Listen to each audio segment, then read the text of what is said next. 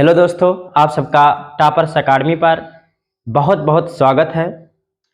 दोस्तों, आज हम देखने वाले हैं क्लास 12 के न्यूमेरिकल के बारे में। लेकिन क्लास 12 के फर्स्ट लेसन के न्यूमेरिकल के बारे में जानने से पहले हम ये जान लेंगे कि क्लास 12 के लेसन नंबर फर्स्ट में कितने फार्मूले पाए जाते हैं, कितने सूत्र होते हैं। तो उस प्रमुख सूत्र को हम देखेंगे और प्रमुख सूत्र देखने के बाद हम एनसीईआरटी के एक एक प्रश्न को जो है आसानी से सॉल्व करेंगे।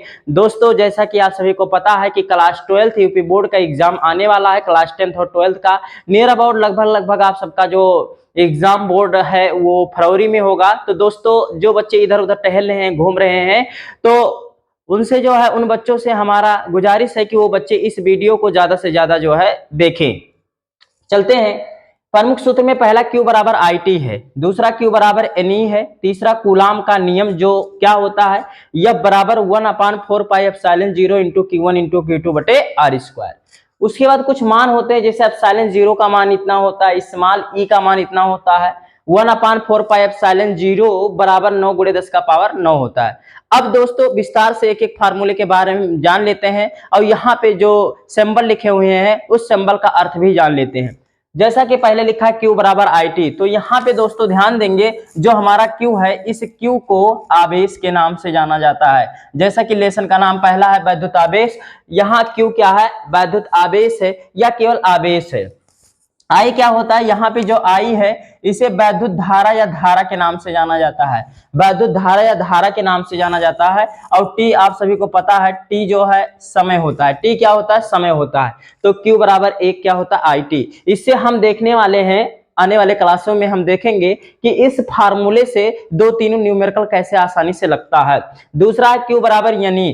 फिर यहाँ क्या है Q, अगर पहला आपने ढंग से समझ लिया कि Q बराबर IT में Q आवेश होता है, I धारा होता है, T समय होता है, तो यहाँ भी Q क्या हो जाएगा, कुछ दूसरा ना होकर आवेश हो जाएगा। E क्या हो जाएगा, E यहाँ पे जो है इलेक्ट्रॉन है। E क्या है आपका, इलेक्ट्रॉन होता है, इलेक्ट्रॉन। E इलेक्ट्रॉन को स्मॉल e से लिखा जाता है। और याद रखना कि जो इलेक्ट्रॉन होता है वो कैसा होता है, ऋणात्मक होता है। कैसा होता है, ऋणात्मक होता है। यन क्या होता है, यन जो है इलेक्ट्रॉनों की संख्या, नंबर ऑफ इलेक्ट्रॉन। यन क्या होता है, किसी चालक में कितना इलेक्ट्रॉन होता है, इलेक्ट्रॉनों की संख्या। अभी इतना केवल हम जानेंगे, फार्मूले को दिमाग में बैठाएंगे। जब इसके न्यूमेरिकलों के बारे में अध्ययन किया जाएगा तो वहां से हम डिटेल समझेंगे। तीसरा जो इस लेसन का बेस है, कूलाम का नियम। दोस्तों, यहाँ पे जो कूलाम है, कूलाम एक वैज्ञानिक का नाम है, उन्होंने एक नियम दिया था और उस नियम का जो समीकरण है, F बराबर 1/4πε0 इंटू Q1 इंटू Q2 बटे R²। दोस्तों, यहाँ पे ध्यान देंगे, Q1 Q2, Q क्या है, पहला आवेश, यहाँ 1 लगा है तो पहला आवेश, 2 लगा है तो दूसरा आवेश। Q1 इंटू Q2 क्या होता है, आवेश होता है। यहाँ R क्या होता है, त्रिज्या होता है, या ऐसे कह सकते हैं कि एक बिंदु यहाँ पे A है, दूसरा बिंदु क्या है, B है। इस पे जो है प्लस, यहाँ Q1 लग रहा है, इस पे क्या लग रहा है, Q2 लग रहा है। इनके बीच की दूरी R क्या है, इनके बीच की दूरी होती है। और यहाँ पे दोस्तों जो लिखा हुआ है 1/4πε0, ये क्या होता है, एक नियतांक होता है, जिसका मान यहाँ पे मैंने लिखवा दिया हूँ, 1/4πε0 बराबर 9 × 10⁻9। दोस्तों, यहाँ पे देखो कुछ मान, जैसे ε0, इसे एप्सिलॉन्स कहा जाता है,